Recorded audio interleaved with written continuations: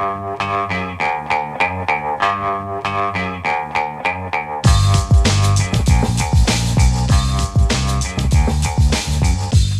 the Brian Lehrer Show on WNYC. Good morning, everyone. Later in the program, we'll talk about the winner of this year's Nobel Peace Prize announced this morning, and also about details and implementation so far of the ceasefire and prisoner and hostage exchange that has been agreed to, at least on paper, between the Israeli government and Hamas. That's coming up with Gideon Rose from the Council on Foreign Relations, who, among other things, wrote a book called The End of War, or How Wars End, forgive me.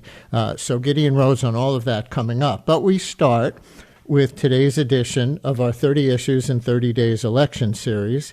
It's issue 15, Protecting New Yorkers from Anti-Jewish and Anti-Muslim Hate as an Issue in the New York City mayoral race.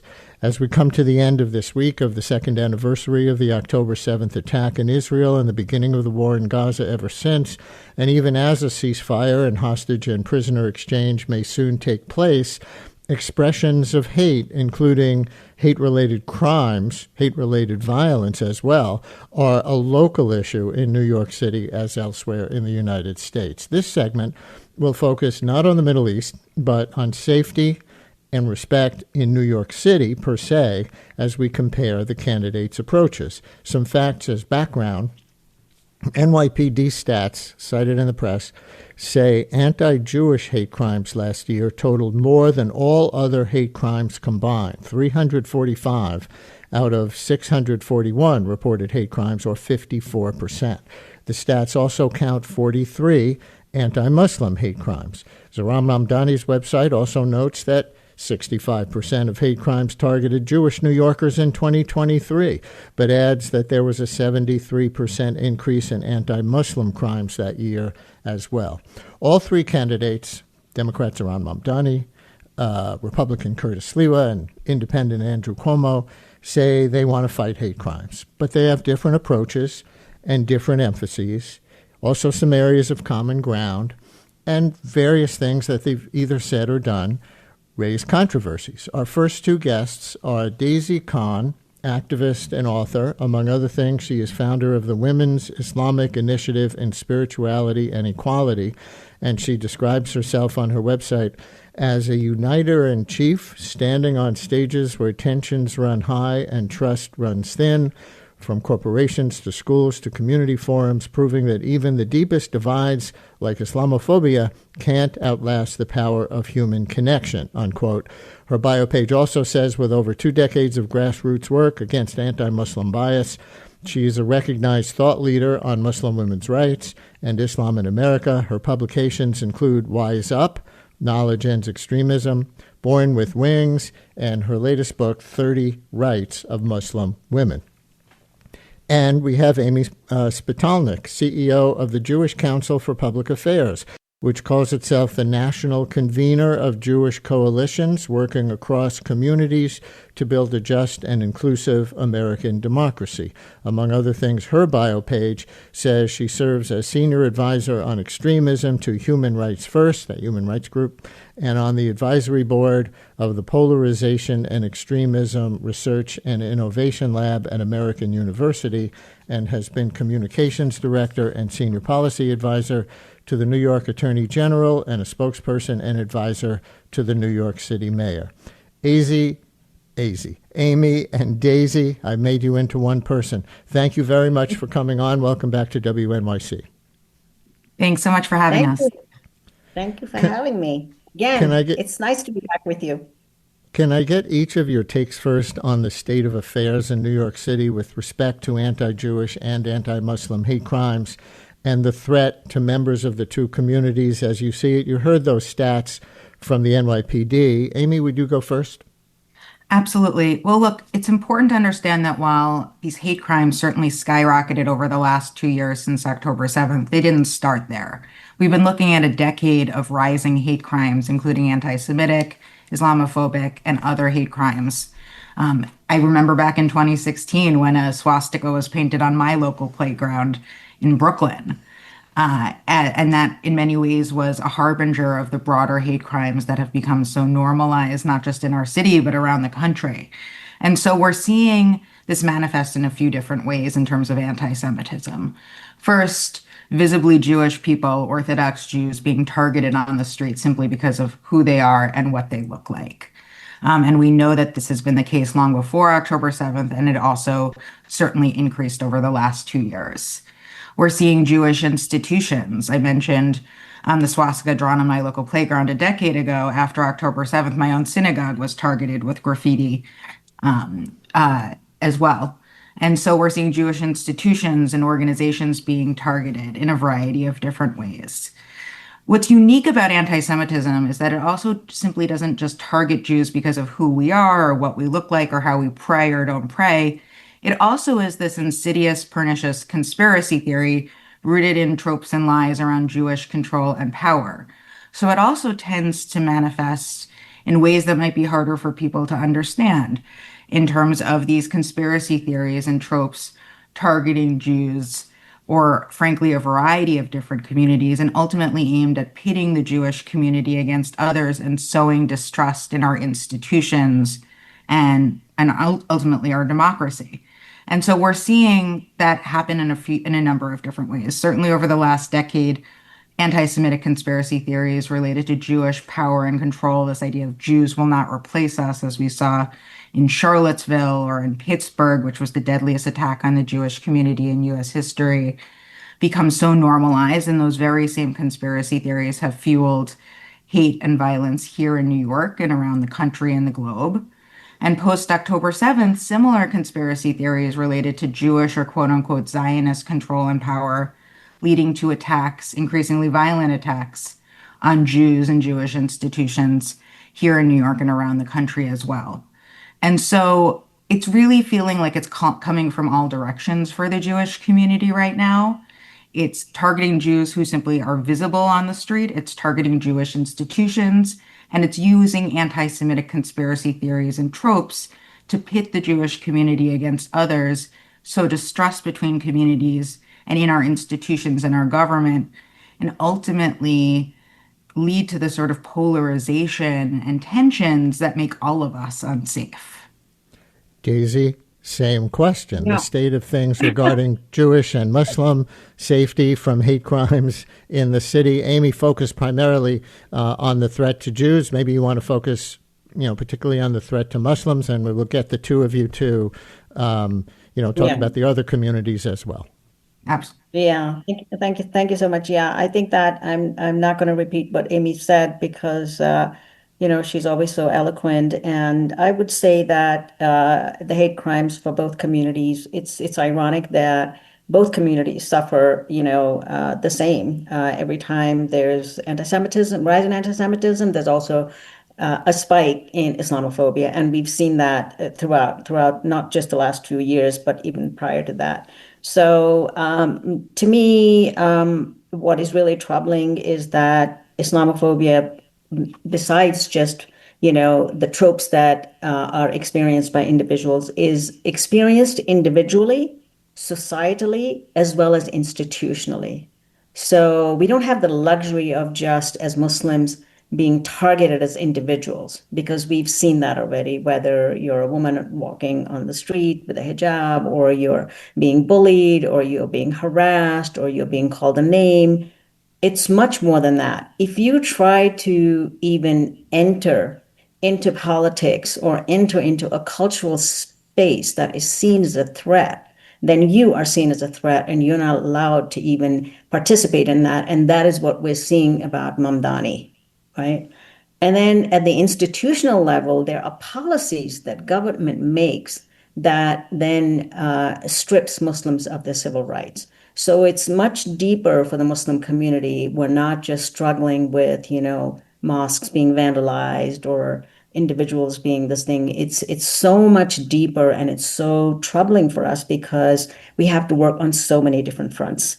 And that's why, for me, The alarming part is that these incidences, whether they're anti-Semitic attacks or Islamophobic attacks, are not isolated incidences. It shows that there's an erosion of trust between neighbors, and it's usually stoked by somebody from outside. And what's most dangerous is when people begin to feel unsafe within their own communities, which is what we've been experiencing. And that's why leadership matters so much right now, Brian, because New York is a very diverse place, and diversity shouldn't be our threat. And when one group gets targeted, everyone's safety is at risk, and we need to really work together on this. Amy, anything you want to add? And then Daisy could come back one more time if you do, before we go on to the candidate-specific proposals.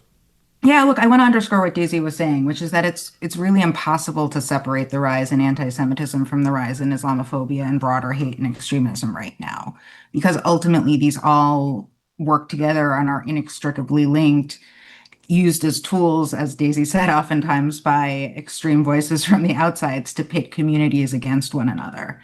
And so that's precisely what we've been seeing over the last 2 years, in which the crisis in the Middle East, first the horrific attacks of October 7th, and then the war in Gaza, which has been going on for 2 years now, have been exploited by the most extreme voices in order to pit communities against one another. And so even though this conversation is not about Middle East policy, we know how extreme voices here at home have used it over and over again, and how it's playing out not only in the mayoral race, but in the reality for Jewish, Muslim, and so many other communities around the country. And so as we talk about the actual policies that the candidates are putting forward to address anti-Semitism and Islamophobia, we have to understand that we can't address one without addressing the other. They go hand in hand, and it's all part of the broader erosion of the norms of our society and our democracy, and the polarization that has become so pervasive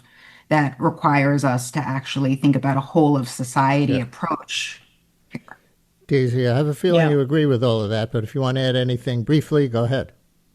Yeah, I just want to add because Amy just made a really important point. She said that's usually somebody from outside or, people with vested interest that stoke this fear of one another. But I think for the Muslim community, it's much deeper. And that's why I'm saying the institutional. So anybody can target somebody who is running for office, like Zohran, running for office and have absolutely no repercussions. In the Jewish community, I don't think that would be accepted. And the threats against Zohran, to me, are unacceptable, full stop. Like he's running, he's trying to serve. And why is his religion being dragged into this? Why is he being called Little Muhammad? Why is he being called, an extremist? And yet there are no consequences to it. No one's being held responsible for it. So this is what I wanted to make a point of that. All That's right. what distinguishes, Islamophobia from anti-Semitism. Now let's talk about some Mamdani proposals and actions, then Cuomo proposals and actions, and then we will add a third guest on Curtis Sliwa. Mamdani is proposing to create a Department of Community Safety, which would include an Office for the Prevention of Hate Crimes Violence. Office for the Prevention of Hate Crimes Violence, he calls it. This is laid out in a 2-page section of Mamdani's campaign website.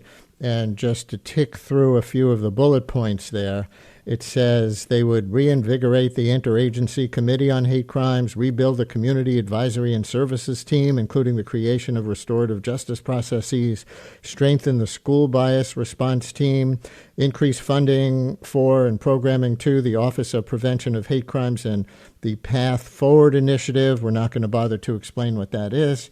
It's an existing thing. Also ensure that community mental health navigators and other mental health providers in the city are connected to and can recommend hate violence support services.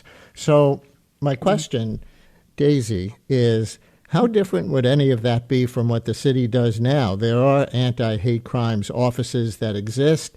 Most of that section references strengthening ones that already do exist and have existed under many mayors going back. So how much of a change does any of that actually represent?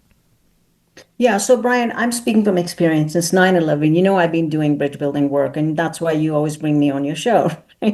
And because I'm always talking about this, how do we, how do we bring communities together? How do we solve the problems that we have at the local level? And I can assure you that from my experience, the only thing that really works is educational awareness, and especially through community-based approach, building trust between groups.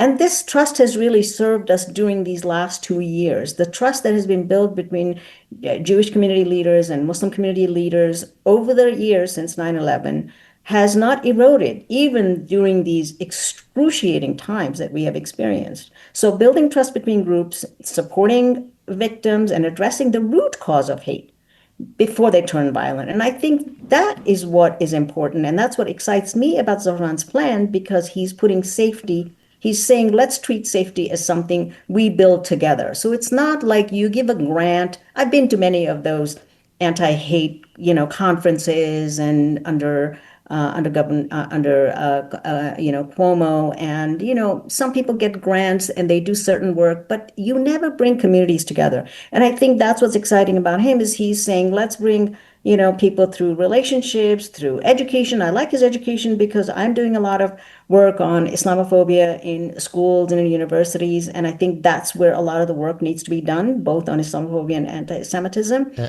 And and I think that by rebuilding connections, that's what the moment in New York is calling for. Amy, same question. What's new there, if anything, really? Yeah.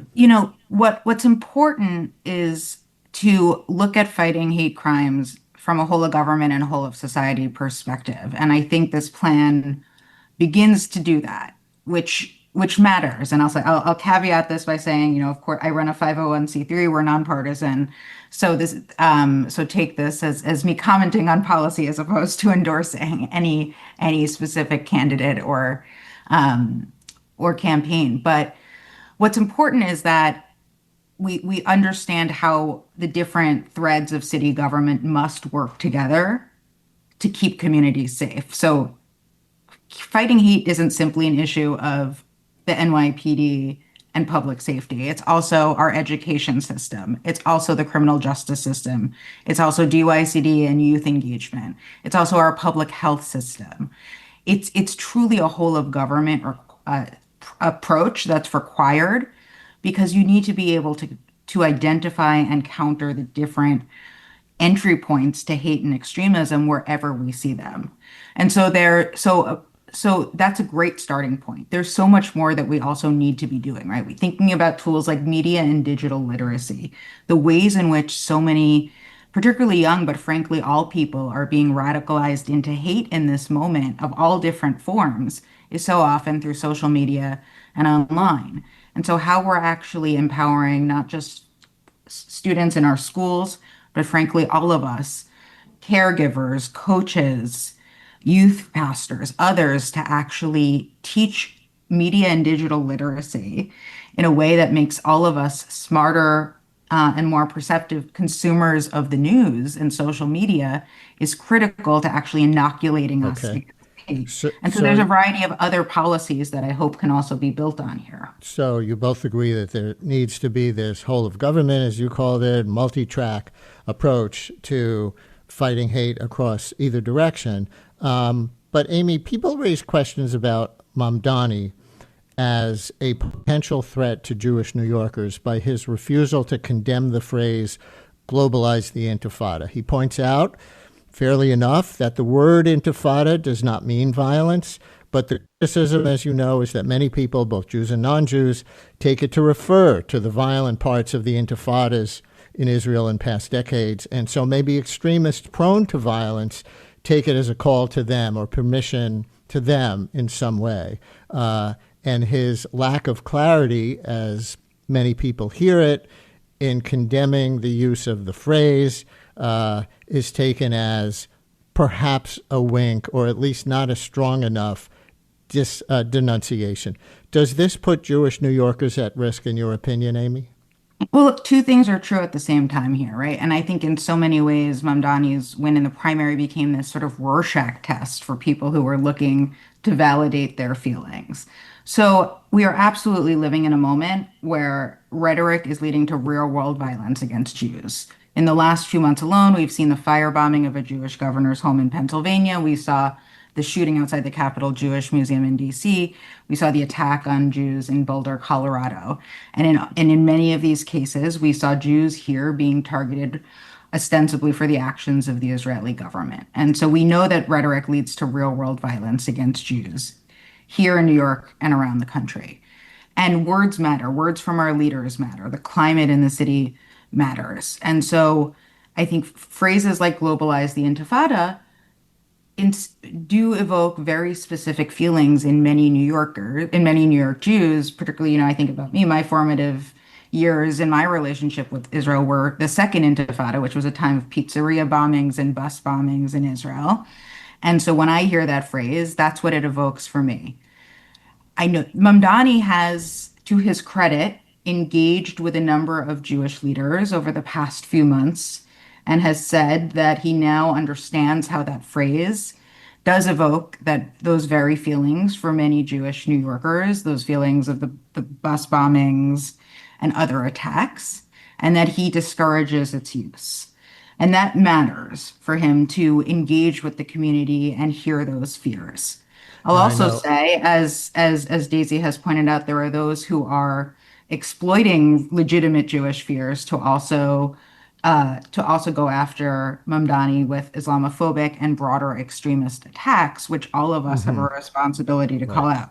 So I think it's important to recognize multiple things are true here, and that our leaders have an obligation to use rhetoric and to understand the fears of all of the people that they represent, and that there are those who are exploiting those fears to further pit communities against one another. Now let's talk about Andrew Cuomo's website and record.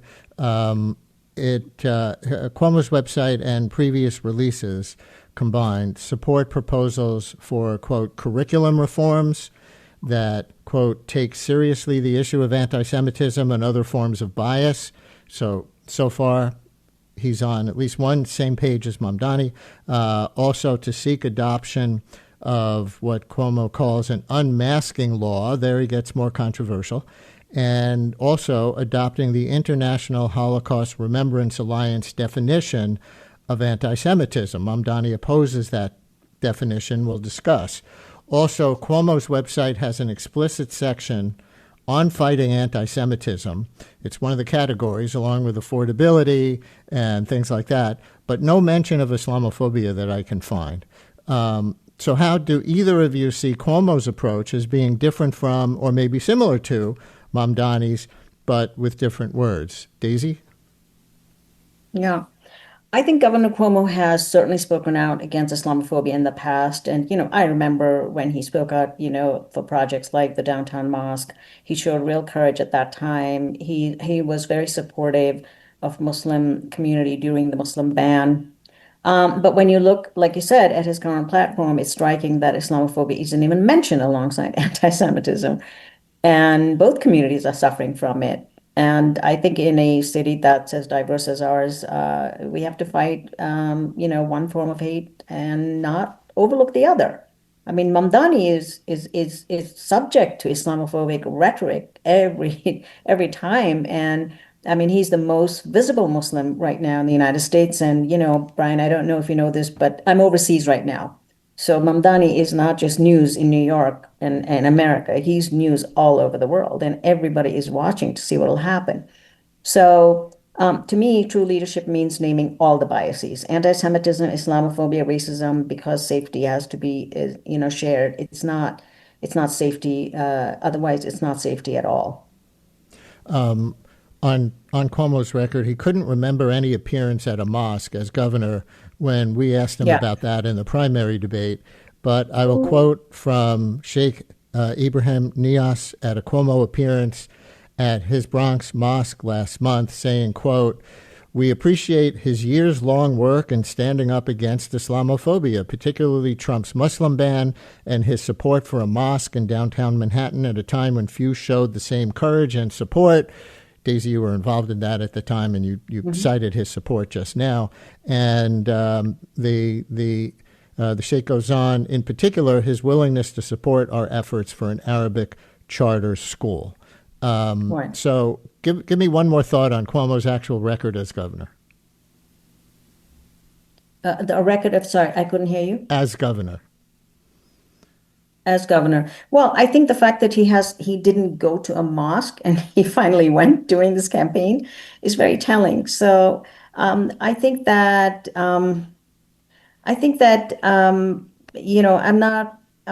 not sure. I think he's trying to make amends right now, but it's a little too late because the fact that Islamophobia does not even appear on his website is a problem for all of us because we are experiencing Islamophobia daily. And I think it's the unmasking law that he has talked about is a is a punishment of speech, basically. That's what it comes across to Muslims. And I don't know, New York should be a place where Muslims, Jews, and Christians, and anyone who runs for office be judged for who they are, not their identity. And that's a problem. Amy, anything you want to add or contradict? Yeah, no, I mean, look, there's definitely pieces of his plan on anti-Semitism that are really important in terms of how we actually think about education as a tool. We so oftentimes focus in on Holocaust education as a central point to countering anti-Semitism, and that matters. But also, how we fight anti-Semitism through education is also teaching about who Jews are today. And so, thinking about how we reform our curriculum in a way that actually addresses anti-Semitism. To Daisy's point, we can't counter any form of hate without countering all forms of hate. And so, I would want to see any candidate actually put forward a plan to address hate comprehensively. The last thing I'll also say is that so often times we're seeing issues like codifying definitions of anti-Semitism into law become these red herrings. And so that we're arguing over whether we should codify a definition into law as opposed to what the actual policies are that we should advance to keep Jews and all communities safe. And so it's so important that we not let these definitional and other fights that have become so pervasive in the debate right now distract from holding our leaders accountable to their responsibility to actually implement the policies that keep Jews and all communities safe. When we Yeah. come back from a break, we will discuss the definition. Well, all right, you were trying to get in there. Daisy, we can do this first, and then we're going to take a break and bring in a third guest, and maybe we'll get more into the debate over the definition. But go ahead and say anything you want to say. Yeah, I just wanted to add that, you identified me as the uniter in chief, and I love uniting people. And I really like Zohran's message when he says he cares about, care not just about one community, but care about all of us. And I think his proposal for community safety and not siloing groups, I think they strengthen, solidarity across all groups. And that's the direction New York needs to go. When we continue in a minute, we will get more into that debate over the definition and why it might matter. Is it more than a distraction from the actual implementation of policies, as Amy was just suggesting? And we will bring on a third guest, Long Island talk show host Cindy Gross, who's supporting Curtis Sliwa for mayor. Stay with us.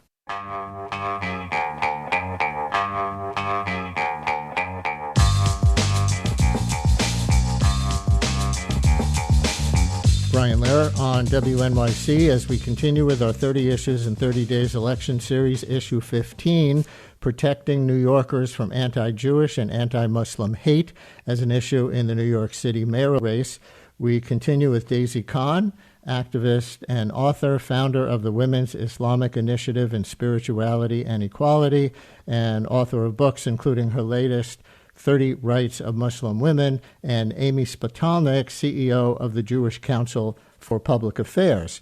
And also joining us now is Cindy Gross, who describes herself as a Jewish activist.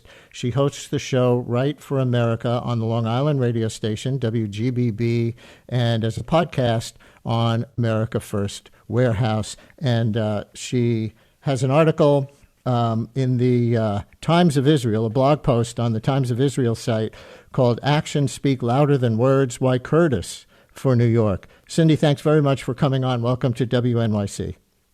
Thank you so much for having me and for allowing my voice and the voice of Republican, conservatives, and common sense to be part of this conversation. Mostly you argue in your piece that Sliwa is a better alternative to Mamdani for those who want one than Cuomo is. Why is that? First of all, I must say it's not Islamophobia that we're discussing. It's really radical Islamic terrorism, and that's the difference. So I just want to clear that up. Well, can't we be discussing both of those things? Well, they are a little bit different because there are many people who are practicing Arabs who live in Israel happily and are supporting actually the current peace deal. So it is a little bit different. Radical Islamic terrorist is a little bit. Right. So but just to be clear, what we're discussing in this segment is how to protect both Jews and Muslims in New York City per se. We did a separate segment on the Middle East and the mayoral candidates. So protecting people in both groups in New York City. So go ahead. I am going to get to that. First of all, I don't think that Cuomo can win an election, even if he has gotten some of the attention based on the latest Quinnipiac poll that was out yesterday, and he's getting some of the Adams vote because he did lose the primary. He is not picking up enough of the vote. Even in the primary, he had lots of money, lots of powerful endorsements, and it did not help him. He is not exciting anybody outside, really, of those that left Adams. And also, when he actually left in disgrace as governor, and many people will never forget what happened during during COVID, if they had a family member who passed away, so they just won't come out and vote for him. Cuomo also, as governor in 2014, was the first visit to Israel when he already was thinking of re-election, and he was having a little bit of issues in the Jewish community. And the Jewish community who is voting now, many of them don't remember that.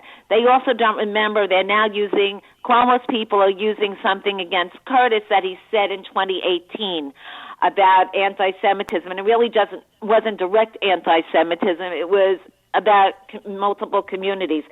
But actually, in 2006, as I point out in my article, and it's very funny, this week happens to be Sukkot, which is a holiday he was talking about. He said those effing tree houses, and it was reported actually in the New York Times, although he did deny it. Right now, what's going on is campaigning. What they say on their websites, they're all going this week to different sukkah parties. It doesn't matter. It's a history. I met Curtis decades ago, standing outside of the United Nations, standing protecting Jewish synagogues when there were times when we were worried about being able to pray safely. Curtis was there with the Guardian Angels during the Crown Heights incidents, looking to protect Jews. He raises his own two younger sons as Jews. He doesn't have to do that. He chooses to do that. None of the other candidates can actually say they actually are practicing Jews within their immediate family. That was from his previous marriage to the woman who's now the Queen's DA, Melinda Katz, who of course is Jewish, and they had two children together, right? Right. So he has a history with rabbis, with organizations, with standing. He stood right next to me at Union Square in Times Square when I spoke at a rally with the Guardian Angels, making sure that we were protected. He walks in the Salute to Israel parade with lots of Guardian Angels way before he was a candidate. He has a huge record of this. And as your previous guest said, they pointed out that the other two candidates don't really have that. So he is somebody who should be considered, and it's not just Jews, it's really Judeo-Christian values, because, yes, it's anti-Semitism, but the ultimate fight is Judeo-Christian values. I want to cite for you an article on the Jewish Telegraphic Agency website just recently, a few weeks ago, saying Sliwa has a, quote, mixed record with Jews. On the downside, it cites, for example, that 2018 speech that you referred to. It says, in a 2018 speech, he described Orthodox Jews as a drag on the tax system and warned suburban residents that they are, quote, trying to take over your community, quoting Sliwa in that Jewish telegraph agency JTA article. Your reaction to that? As I stated, actions speak. He apologized for that immediately, and I didn't see anything on JTA regarding Cuomo's remarks. I know there have been about Mamdani's remarks October 7th with Bibi, but there was nothing about the record of Andrew Cuomo like this. Like I said, I remember when this happened. I remember the apology. But I also remembered how Cuomo singled out the Orthodox Jewish communities that he's going and catering to now, begging for money, begging for votes, when he actually targeted them during COVID when we were practicing religious events and happenings, and we were not allowed, and we were singled out when other religious groups weren't. And that is something that is very key to especially in Queens and in Brooklyn, that a lot of people remember, but they also remember that Curtis was with them way before, like I said, the Crown Heights things were decades ago. He stood with us then, and he's standing with us now. That tree houses quote that you cited, effing tree houses, according to a New York Times report way back around this 2006 event. Cuomo reportedly said these people in their effing tree houses, a reference, as you wrote, to the temporary shelters used for the fall festival of Sukkot. This year's observance was just this week. But his spokesperson denied the comment. That was not something that was caught on tape. But just to clarify for our listeners what that was. Amy Spitalnick, Cuomo did feel obliged during this campaign just recently to apologize to Orthodox Jews for some of the things that Cindy was just mentioning that he did during COVID, right? Particularly restrictions on gatherings that some Orthodox Jewish communities were considering more important than the separation requirements. Is that a strike against him if he had to come out and apologize during his campaign now? Well, look, I think there are a few different pieces here, and I actually just, if I can quickly respond to something first, I think it's so important to make clear that the conflation of fighting Islamophobia here at home with radical Islam is incredibly dangerous. And I'm really disheartened by the fact that someone could try to suggest that policies to keep the Muslim community safe here at home have anything to do with promotion of radical Islam. And so I think all of us who claim to care about fighting hate in any way, shape, or form should be clear-eyed about that.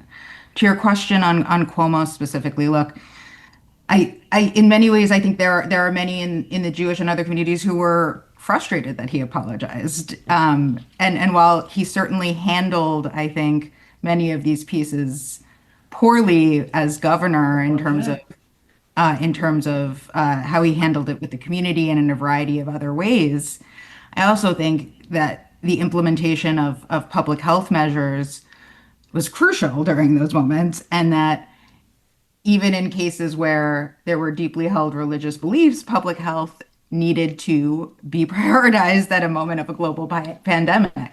And so there are, I think, sort of complicated feelings in different parts of the Jewish community. We're not a monolith on this. And so I know that there are many in the Jewish community who are also frustrated that he apologized because they were happy that he stood up for public health at the time. And so it's complicated. And I think at the end of the day, what it speaks to is how in this mayoral race, the Jewish community has in many ways really become a political football. And when we're talking about so many of these issues and using the Jewish community, using issues of Israel, using issues of anti-Semitism as political footballs, as opposed to, again, thinking about the very specific constructive policies that are within the realm of what a mayor can do to keep the Jewish community and all communities safe, it's ultimately most dangerous for the Jewish community. So, Cindy, what would you cite? Because your article and your remarks here so far are citing Sliwa's record and comparing it to Cuomo's record in the past. What would you cite, if anything, as particular programs or policies that Curtis Sliwa as mayor would enact that you think would be the most effective in fighting both anti-Jewish and anti-Muslim violence and other forms of hate? I must correct your last guest comment. I'm talking about radical Islamic terrorism in New York, like September 11th. And under the governorship of Cuomo, where he was in charge of the state's education and part of the curriculum, he did not, facts versus prejudice and bias make a big difference. And Islamophobia is all Islamic people and all Arabs. And what I am saying to you, it's not. There's a specific group that wants to destroy not only Jews, but Judeo-Christian values and people that follow it. And we've seen it around the country, even not just anti-Semitic incidents, but burning of churches. So I wanted to clarify that. Number two, first of all, he has a record of safety. People don't feel safe walking the streets of the 5 boroughs, especially Manhattan. They don't feel safe in public transportation. They don't feel safe wearing a yarmulke. I myself have a close friend, Joey Borgen, who was a victim of an anti-Semitic attack. Governor Cuomo was the first person, or one of the first people, who actually promoted bail reform and was bragging about letting criminals out and go back on the streets. And we have seen what has happened under his record of governor. We see how many of these people go out and commit crimes again and again. Curtis is the man of safety.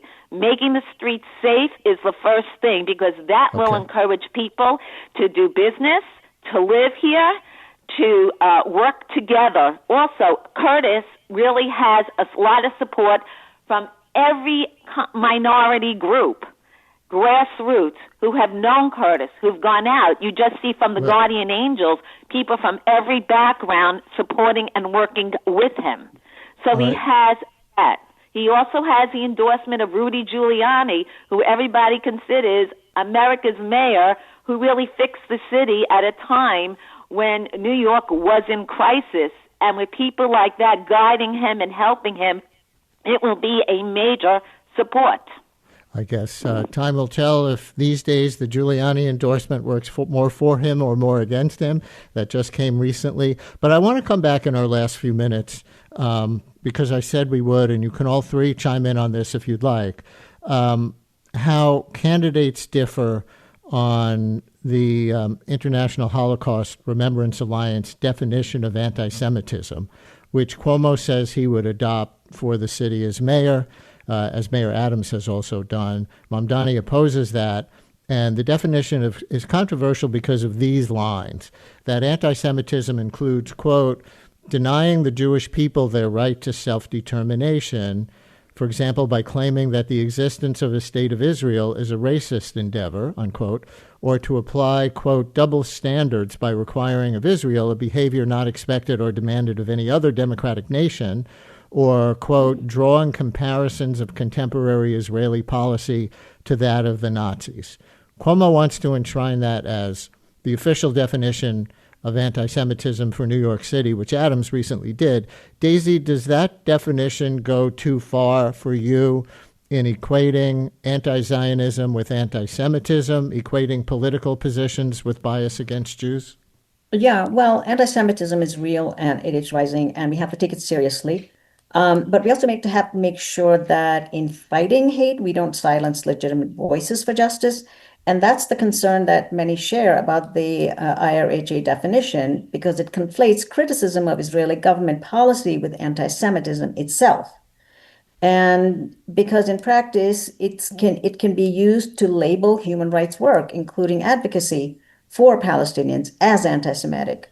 And I think that's an affront to our democracy, and it's deeply troubling. Let me just jump in and follow up. The advocates for that definition say, no, it does not lock out criticism of Israeli government policy. It just it would equate anti-Zionism, that the existence of a state of Israel being described as a racist endeavor, for example, or drawing comparisons of contemporary Israeli policies to that of the Nazis, unquote, in particular, which some people have done with respect to the policies in Gaza. That's different from any criticism of the Israeli government. Do those particular words in this definition limit free speech, in your opinion, or pose any threat to New York City Muslims, in your opinion? Yes, it does, because first of all, the definition keeps shifting, right? It's like we don't know what is going to be added to this definition. This was not the definition of IRHA before. And in fact, I know the person who wrote the original definition. And at that time, that person actually said in the conference that, criticism of Israeli policy or Israeli government is legitimate. And it should not be conflated with anti-Semitism. So the problem is not the specific words; it's the application of it and what's to come after that. Cindy Gross, How are people going to be held responsible? Because the goalpost keeps shifting, and we just don't know what the real definition is anymore. Yeah, well, can I add? And I think we're also sort of not asking the right question here. That's Amy Spitalnick. Go ahead. Yeah, which is that the question is whether we should be codifying a definition into law, right? So the IRA definition, or frankly, any of the other definitions of anti-Semitism, the Nexus definition, for example, which was both IRA and Nexus were cited in the Biden-Harris anti-Semitism strategy, which was widely applauded across the political spectrum. These are useful tools and resources, and that we should all be looking towards and understanding the different ways that anti-Semitism can manifest.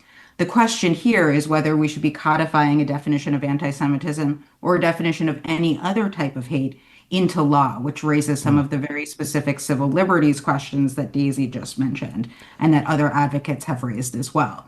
And so for me, it's not a question of IRA or not IRA. It's a question of what are the various resources we have, and how do we actually use them and apply them in a way that both treats anti-Semitism with the seriousness and understanding it warrants, and also protects the civil liberties and rights of all communities. And so it's more of a question of codification or not for me, and I think for many others. And so, Cindy, the people who object to that definition would argue, for example, that Zohran Mamdani's position that Israel should not exist as a Jewish state, but rather as a pluralistic democracy for everybody, more like the United States, is anti-Semitic. He, of course, would argue it's not, and a lot of people on college campuses would object to what they see as their political speech being defined as anti-Semitism by the city of New York as a step too far. Your position? My position is very simple. All anti-Zionism is anti-Semitism. It's just a cover for what you feel, and it comes out over and over again. And as somebody who is attending the World Zionist Congress as a delegate from the next week in Israel, I can tell you, based on what came out as a result, a strong Jewish base in America feels the same way. Anti-Zionism is anti-Semitism. Why not, to the particulars of the question, if somebody advocates for the DSA, we had a guest from the Democratic Socialists of America on, who said they're not for any ethno-nationalist state and that there should just be democracy for everybody there in that pluralistic country where there are a lot of Jews, a lot of Palestinians, a lot of Israelis, a lot of Palestinians, a lot of Jews, a lot of Muslims, some Christians, that just advocating for that shouldn't be deemed anti-Semitism. One more time from you on that, Cindy. Well, I totally disagree. And why do they have to single out Israel as the only state like that? They could single out any place, with around the world. And as I tell people all the time, every country should be able to pick and define. We live in a democracy. We vote for who we want, and we follow the rule of the law. And that's in many countries.